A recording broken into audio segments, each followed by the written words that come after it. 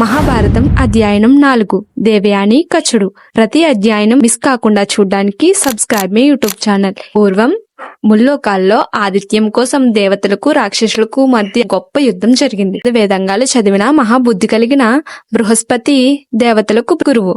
అలాగే రాక్షసులకు శుక్రాచార్యుడి బుద్ధి కుశలత పైన ఆధారపడేవారు. శుక్రాచార్యుడు చనిపోయిన వారిని బ్రతికించగల సంజీవిని విద్య ఉంది. అందువల్ల దేవతలకు రాక్షసులకు మధ్య జరుగుతున్న యుద్ధంలో చనిపోయిన రాక్షసులు తిరిగి బ్రతకడం, మళ్లీ యుద్ధంలో పాల్గొనడం జరిగేది. ఇలా జరగడం వల్ల చాలా మంది దేవతలు నష్టపోయారు కూడా. ఆ యుద్ధం ఎంతటికీ ముగిసేది కాదు. అప్పుడు దేవతలు ఒక ఆలోచన ఆలోచించి బృహస్పతి కొడుకైన కచుడి దగ్గరికి వెళ్లి ఇలా అంటారు: ఎలాగైనా సరే రాక్షసులు గురువైన శుక్రాచార్య వద్దకు వెళ్లి సంజీవిని విద్య ఏంటో తెలుసుకోమని వేడుకున్నారు. అప్పుడు కచుడు శుక్రాచార్య వద్దకు వెళ్లి, నేను బృహస్పతి కుమారుణ్ణి, ఈ వద్ద విద్యాభ్యాసం చేయడానికి వచ్చిన బ్రహ్మచారిని అని చెప్పాడు. శుక్రాచార్యుడు, నీవు చాలా మంచి కుటుంబం నుంచి వచ్చావు, నిన్ను నేను నా శిష్యుడిగా స్వీకరిస్తున్నాను అని చెప్పాడు. కచుడు శుక్రాచార్యుడి చాలా రోజులు విద్యాభ్యాసం చేశాడు. శుక్రాచార్యుడి గృహ కార్యాలు కూడా ఉచితంగానే నిర్వహిస్తూ ఉండేవాడు. శుక్రాచార్యుడికి దేవయాని అనే కుమార్తె ఉంది. ఆమెపై తండ్రికి ఎనలేని ప్రేమ ఉంది. కచుడు తనకి వీలున్నప్పుడు దేవయాని ఆటపాటలతో సంభాషణలతో సంతోషపరుస్తూ ఉండేవాడు. అయినా కచుడు తన బ్రహ్మచార నియమాన్ని మీరలేదు.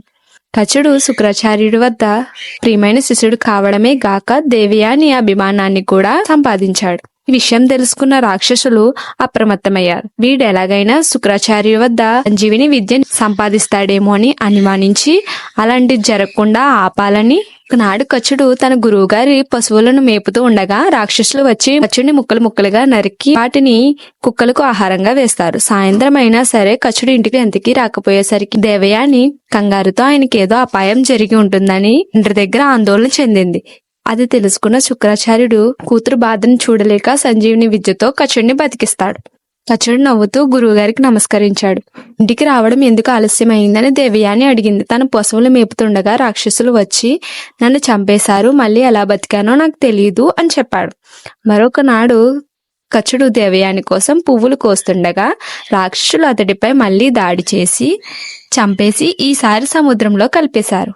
దేవయాని ఎంతకీ రాకపోయేసరికి మళ్లీ కంగారు పడుతూ ఏడుస్తూ తండ్రి గారి దగ్గరికి వెళ్లి బాధపడుతుంది. తండ్రి శుక్రాచార్యుడు మళ్లీ తిరిగి కచుడిని సంజీవిని విద్యతో బతికిస్తారు. ఈసారి రాక్షసులు కచుడిని ఎలా అయినా చంపాలి అనుకుంటారు. మూడోసారి కూడా రాక్షసులు కచుడిని చంపేశారు. ఈసారి కచుడిని దహనం చేసి ఆ బూడిదను సారాలో కలిపి శుక్రాచార్యుల వారికి ఏ మాత్రమూ అనుమానం రాకుండా ఆయన చేతి తాగించేస్తారు. పశువులు యథాప్రకారం కచుడు లేకుండానే ఇంటికి వచ్చాయి. మళ్లీ దేవయాని తండ్రి వద్దకు వెళ్లి కచుడు రాని విషయం చెప్పి ఆందోళన చెందింది. శుక్రాచార్యుడు ఓదార్చాడు. చనిపోయిన కచుడిని నేను అనేక సార్లు బతికించాను. రాక్షసులు ఎలా అయినా కచుడిని చంపి తీరాలని నిర్ణయించుకున్నట్టు నాకు కనిపిస్తుంది. మరణం అనేది ప్రతి జీవికి సహజంగా సంభవించేదే. ఈ విషయం నీ వంటి బుద్ధిమంతురాలు చింతించడం తగదు. నీకు అందం, యవ్వనం ఉన్నాయి. నీవు ప్రజల పట్ల అనురాగంతో ఈ జీవితం అంతా ఆనందంతో గడుపు, అంతేగాని విచారించొద్దు అన్నాడు శుక్రాచార్యుడు.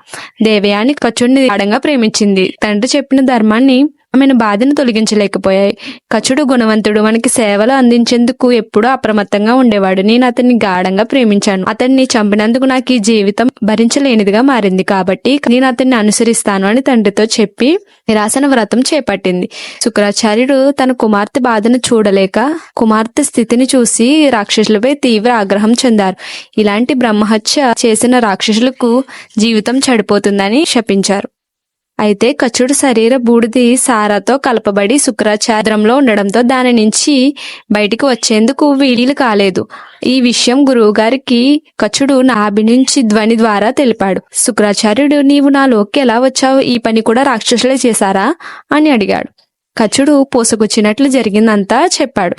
మాత వైపు తిరిగి చూసి, ప్రియకుమారి, ఇప్పుడు క్లిష్ట పరిస్థితి ఎదురైంది. కచుడు జీవించాలంటే నా పొట్ట చీల్చుకుని బయటికి రావాలి, అంటే నా మృతి తప్పదు అన్నాడు. దేవయాని ఏడుస్తూ, అయ్యో, ఏ మార్గం చూసినా నా మరణమే నిశ్చయం అనిపిస్తుంది. ఇద్దరిలో ఎవరు మరణించినా నేను జీవించను అని చెప్పింది. శుక్రాచార్యుడు బాగా ఆలోచించి పరిస్థితికి అర్థం స్ఫూర్తించింది. అయితే శుక్రాచార్యుడు ఇలా అన్నాడు: దేవయాని కోసం నిన్ను బతికించాలి, కావున నీవిప్పుడు నాకు కనిపించే మార్గం ఏమిటంటే నీవు నా పొట్టను చీల్చుకుని వచ్చినప్పుడు నేను చనిపోతాను. ఆ తరువాత నువ్వు నన్ను బతికించడానికి సంజీవిని విద్యని ముందుగానే ఉపదేశిస్తాను. తర్వాత నువ్వు నన్ను సంజీవిని చెయ్యి. ఇప్పుడు దేవయాని మన ఇద్దరి విషయంపై ఎలాంటి విచారము చెందవలసిన అవసరం ఉండదని చెప్పి తన పొట్టలో ఉన్న కచ్చుడికి సంజీవిని విద్యను ఉపదేశించాడు. కచ్చుడు తక్షణమే శుక్రాచార్యుడి పొట్టను చీల్చుకుని గల నుంచి విడివడిన చంద్రుని వలె ప్రకాశిస్తూ బయటికి వచ్చాడు. శరీరమంతా చీలికమై శుక్రాచార్యుడు చనిపోయాడు. కచ్చుడు సంజీవిని విద్యను ఉపయోగించి శుక్రాచార్యుని బతికించారు. కచ్చుడు శుక్రాచార్యుల వారికి ప్రణమిల్లి ఇలా చెప్పాడు. విద్యను నేర్పించేవాడు తండ్రి. ఈ విద్యను ఉపయోగించి మీ పొట్టను చీల్చుకుని రావడం వల్ల మీరు నాకు తల్లి కూడా అయ్యారు అని చెప్పాడు. తను చేస్తున్న విద్యాకాలం కూడా పూర్తయింది. దేవలోకం వెళ్ళాలి. గురువు గారి వద్ద సెలవు తీసుకున్నాడు. ఇక బయలుదేరాడు. సిద్ధమైన తరుణంలో దేవయాని వచ్చి ఇలా అన్నది. ఓ అంగీరస పుత్రుడా, నీ దోషం లేని జీవితం, నీ విద్య, నీ వంశం మర్యాద నా హృదయం ఆకర్షించాయి. నీవు కఠిన బ్రహ్మచారి అయినప్పటికీ నేను ఇంతకాలము మనసారా నిన్నే ప్రేమిస్తూ ఉన్నాను. నీవు ఇప్పుడు నా ప్రేమను అంగీకరించి వివాహం ఆడి ఆనందింపజెయ్యి అని చెప్పేసి అన్నది. అయితే కచ్చుడు ఇలా అన్నాడు. నేను మీ తండ్రి గారి పొట్టని చీల్చుకుని వచ్చినందుకు ఆయన నాకు తల్లితో సమానం. కాబట్టి నీవు నాకు సోదరివి అవుతావు.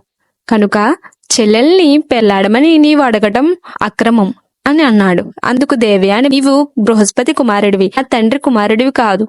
నిన్ను నా తండ్రి బతికించిన కారణం నేను నిన్ను ప్రేమించడం. నిశ్చయంగా నిరంతరంగా ప్రేమిస్తూ ఎప్పటికైనా నీవే నా భర్తవి కాగలవని ఆశిస్తున్నాను. ఎలాంటి పాపము అంటని నా దానిని ఆయలు మర్మాలు తెలియని దాన్ని, నీ పట్ల మిక్కిలి మక్కువ ఉన్నదాన్ని నీవు విడిచిపెట్టడం సరికాదు అన్నది. అందుకు కచ్చుడు, నన్ను అధర్మ మార్గాన్ని నడిపించజేయకు అని చెప్పి అక్కడి నుంచి వెళ్ళిపోతాడు. ఇలాంటి మరిన్ని వీడియోస్ కోసం సబ్స్క్రైబ్ మై యూట్యూబ్ ఛానల్.